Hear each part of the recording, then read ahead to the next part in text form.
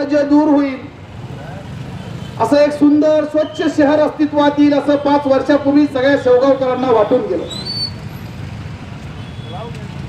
निवडणुका झाल्या, परिषदेमध्ये 2.5 वर्ष राष्ट्रवादीची सत्ता आली. निवडणुकीच्या अगोदर राष्ट्रवादीनं जाहीरनामा केला आमच्याकडे आहे, भाजपने जाहीरनामा केला तोही आमच्याकडे. लोकांच्या अपेक्षा वाढवणारा जाहीरनामा, लोकांना हवा हवासा वाटणारा जाहीरनामा आपल्या गोड भाषेमध्ये त्यांनी जनतेला दिला, आश्वासनं दिली. 4 दिवसाला ग्रामपंचायतीच्या काळामध्ये मिळणारे पाणी दिवसाआड देऊ, स्वच्छ पाणी देऊ, अशा पद्धतीचा उल्लेख त्या जाहीरनाम्यामध्ये आहे.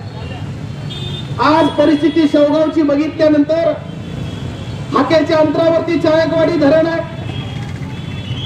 या जायकवाडी धरणातून औरंगाबादला पाणी जातं, पैठणला पाणी जातं.